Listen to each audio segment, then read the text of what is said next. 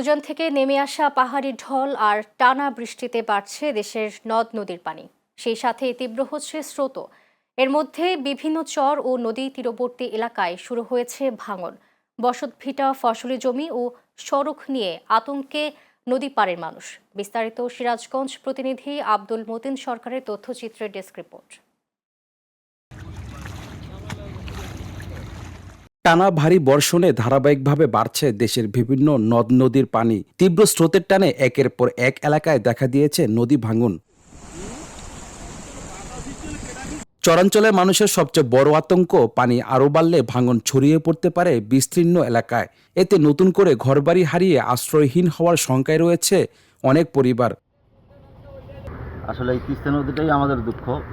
এখানে যখন পানি বৃদ্ধি পায় তখন আমার প্রত্যেকটা গ্রামের লোকই জলাবদ্ধতার সৃষ্টি হয় এবং এই নদী ভাঙনের ফলে আমার এই এলাকার লোকজন খুবই দুর্ভোগে বসবাস করতেছে।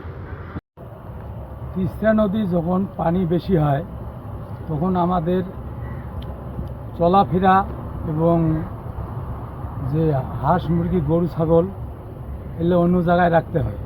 আশেপাশে যে আবাদি জমি সহ বসতবাড়ি যেগুলো আছে এখন ভাঙতে শুরু করবে, এই নদী গর্ভে বিলীন হয়ে যাবে। তাই বাংলাদেশ সরকারের কাছে আমাদের দাবি তিস্তা মহাপরিকল্পনা অতি দ্রুত বাস্তবায়ন করার জন্য। বিভিন্ন ফসলের জমি হারিয়ে দিশেহারা কৃষকরা। এছাড়া নদীর পানি বাড়তে থাকায় তীরবর্তী নিম্নাঞ্চলেও ধীরে ধীরে পানি প্রবেশ করছে, তলিয়ে গেছে বাড়ি, গ্রামীণ সড়ক। যমুনা নদীর পানি বাড়নে আমার পাট তলা গেছে, কুশাল তলা গেছে, বা বাড়ি ঘর এই 2-4 আঙ্গুল পানি হলে বাড়ি ঘরের পানি উঠে যাবো। আমার এই এলাকাটা হচ্ছে অনেক নিচা এলাকা। এক বাড়ি থেকে আর এক বাড়িতে নৌকা ছাড়া যাওয়ার কোনো ব্যবস্থা নাই।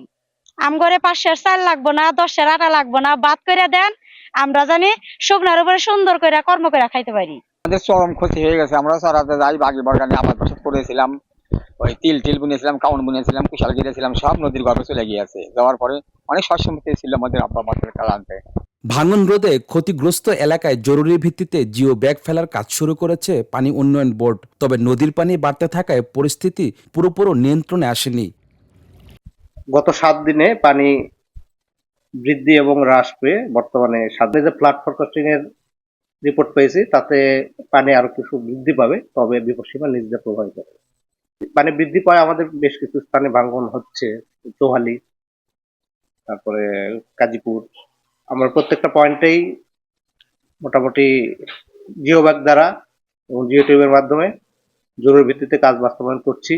স্থানীয়দের অভিযোগ, দীর্ঘদিন ধরে নদী তীর সংরক্ষণে কার্যকর ও স্থায়ী উদ্যোগ না থাকায় প্রতি বছরে বাড়ছে ভাঙনের ঝুঁকি। তাই ভাঙন প্রবণ এলাকাগুলো চিহ্নিত করে দ্রুত প্রতিরোধমূলক ব্যবস্থা নেওয়ার দাবি তাদের। Sadat Hossain Imran, channel S news desk.